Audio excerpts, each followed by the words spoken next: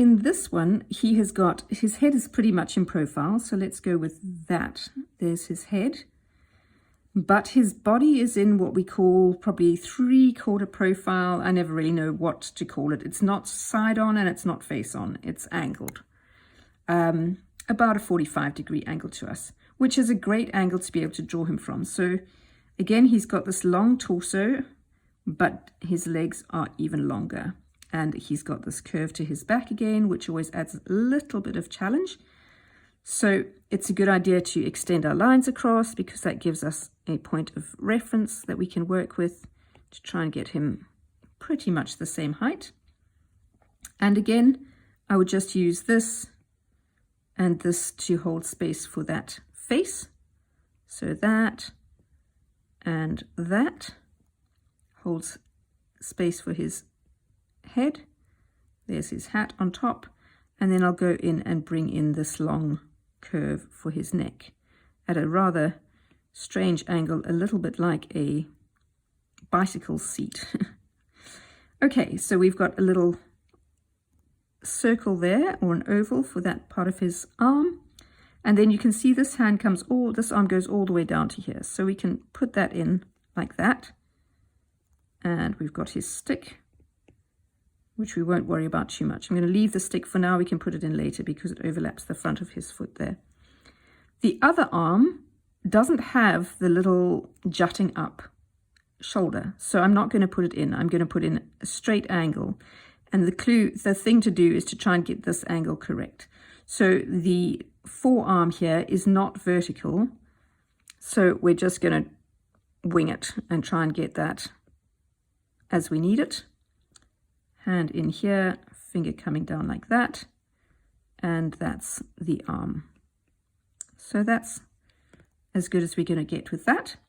And now this side of the arm comes all the way into this curve. So what I'm going to do is find myself a curve like this, a negative space. So if I go with a negative space here, that's going to help me to get that curve to his back. So I can bring this round here, and then at this point, I would probably go with a little curve here, just butting onto that negative space curve, because that helps me to get the roundness of this haunch. So you can see there, I can almost join the two like a really weird lopsided figure 8. So I can do that, and that helps me to bring this round and then go straight into this leg. So let's go into that leg, and then he's got this kind of ballerina look to his foot. And the thing that often catches one out is where's the outer side of the line and where's the inner. So this obviously comes round the haunch and down into this outer side of the leg, but then of course he's got his toe turned out in this very ballet-like pose. And of course we've got this whole thing going on with the belly patch again. So I would tend to do the belly patch in 2 parts here, because to try and do a banana or a boomerang shaped belly patch in the right shape is really, really tricky. So for me, it's easier to do it like this.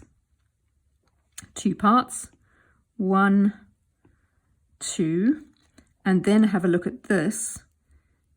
The top of the belly patch goes round like that, comes down and forms the inner side of this leg. So I'll go round the top of the belly patch, follow parallel to here, come down here, round and form the inside of that leg.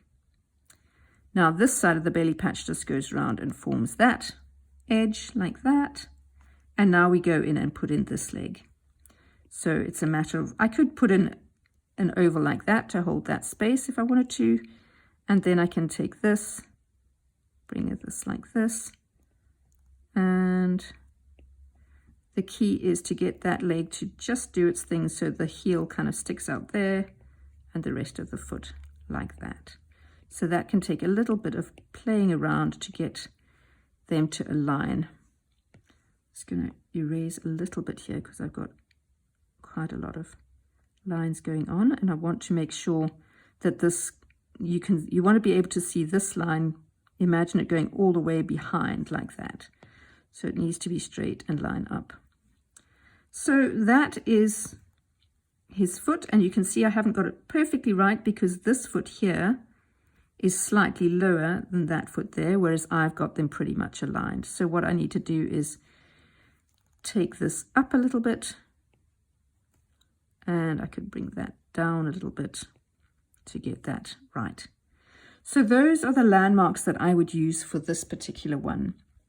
A little more complicated, a whole lot of negative space, and of course the final thing that we have to fit in here is his tail.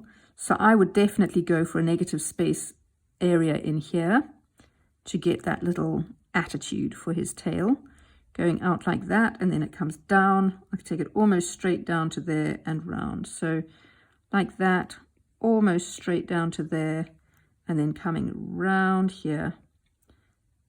Oops, and you see there's the tricky thing,